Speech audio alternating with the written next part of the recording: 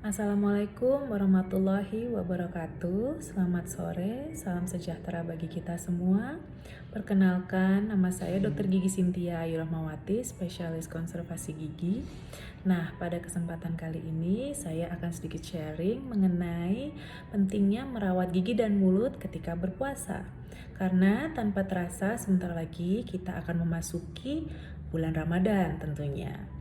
Kesadaran akan pentingnya kesehatan gigi seringkali diabaikan. Salah satu penyebab penyakit gigi dan mulut karena rendahnya kesadaran akan pentingnya merawat kesehatan gigi. Karena sebentar lagi kita memasuki bulan Ramadan dan kita sebagai umat muslim diwajibkan untuk berpuasa dari fajar hingga petang. Di situ akan terjadi kondisi-kondisi yang berbeda dari sebagai mestinya. Berdasarkan hasil riset kesehatan dasar pada tahun 2018, sebanyak 56,2% masyarakat Indonesia terutama mempunyai masalah penyakit gigi dan mulut, dan hanya 10,2% masyarakat Indonesia yang mendapatkan perawatan. Dan lebih menyedihkannya lagi adalah prevalensi gigi berlubang pada anak, terutama pada anak, sebanyak 93% dan hanya 7% anak yang bebas karies. Berhubung sebentar lagi memasuki bulan Ramadan, kita diwajibkan untuk berpuasa dari fajar hingga petang.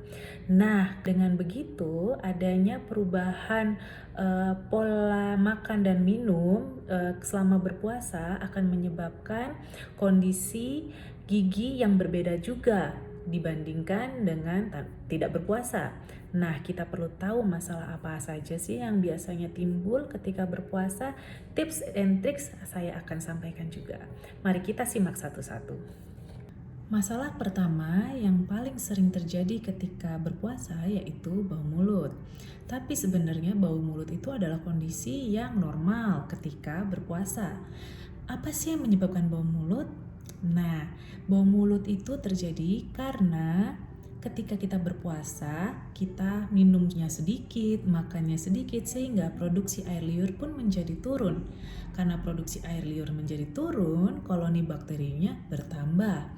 Koloni bakteri ini akan menyebabkan pH di dalam rongga mulut menjadi rendah, karena produk dari bakteri ini adalah asam. Selain itu, juga terdapat pemecahan lemak untuk menghasilkan cadangan energi, sehingga pemecahan lemak ini akan menjadi keton. Nah, keton ini dan asam akan menyebabkan bau mulut. Nah, bau mulut ini akan diperparah dengan beberapa kondisi.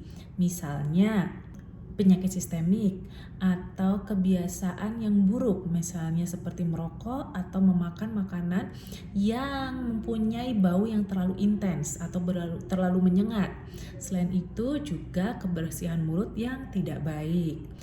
Masalah yang kedua yang paling sering yaitu adalah kondisi mulut kering atau nama bekennya itu adalah serostomia. Nah, kondisi ini hampir sama disebabkan karena kurangnya intake cairan dan makanan, sehingga menyebabkan produksi air liur yang menurun, sehingga akan menyebabkan lingkungan atau keadaan rongga mulut yang kering.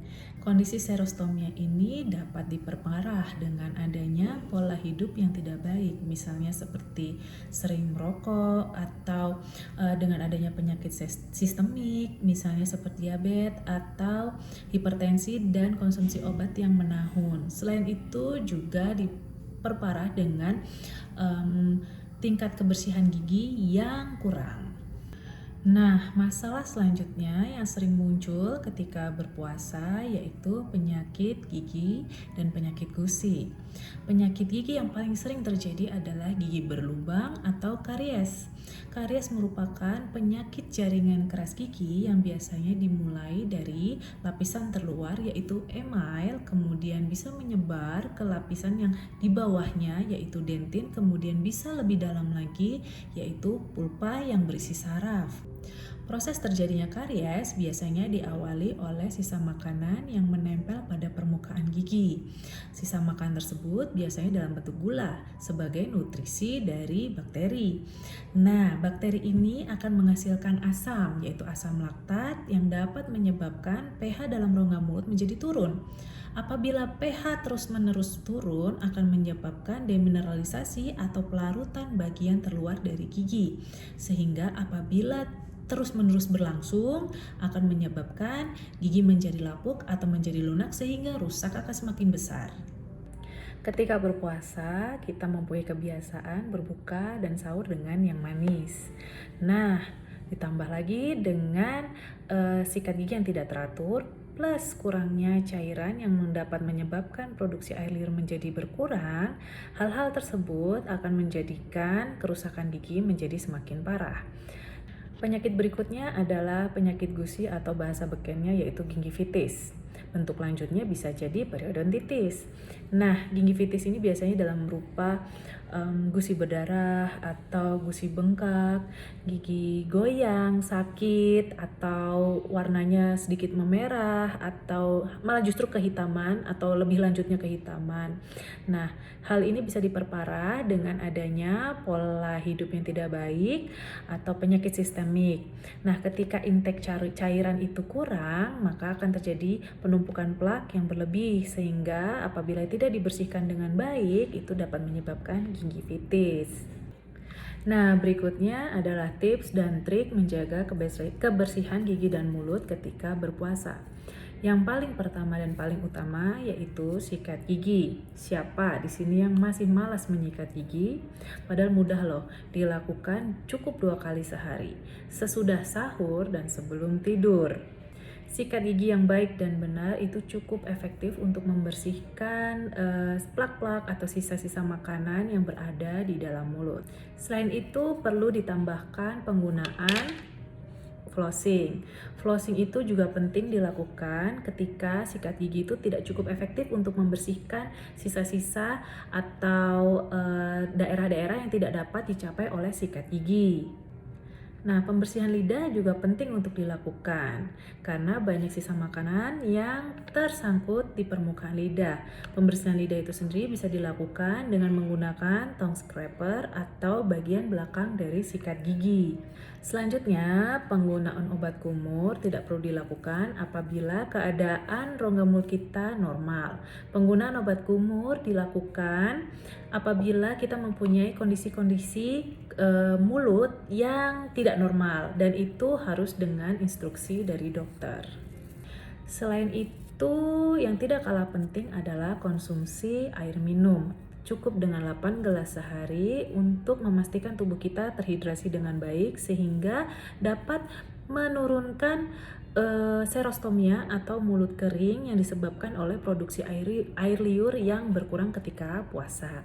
Tidak lupa konsumsi buah, sayuran, atau makanan-makanan berserat supaya tubuh kita tidak kurang nutrisi, tidak kurang cairan juga, dan buah-buahan tersebut juga dapat memicu produksi dari saliva. Dan jangan lupa hindari makan makanan yang mempunyai intensitas bau yang menyengat. Selain itu juga hindari pola kebiasaan yang tidak baik misalnya seperti merokok. Selanjutnya yaitu yang tidak kalah penting juga pemeriksaan kesehatan gigi dan mulut di dokter gigi. Karena pemeriksaan kesehatan gigi itu sangat penting di luar puasa ataupun ketika berpuasa. Karena banyak stigma-stigma bahwa kesehatan gigi dan mulut atau pemeriksaan kesehatan gigi dan mulut itu tidak boleh dilakukan ketika berpuasa. Sekarang sudah keluar fatwa MUI yang memperbolehkan pemeriksaan atau treatment treatment gigi ketika berpuasa selama proses atau pelayanan atau treatmentnya tidak dilakukan secara berlebihan. Nah, sekarang sudah tahu kan kondisi-kondisi apa yang sering terjadi ketika berpuasa? Selain itu, tips and trick yang dapat dilakukan untuk menjaga kebersihan gigi dan mulut ketika berpuasa.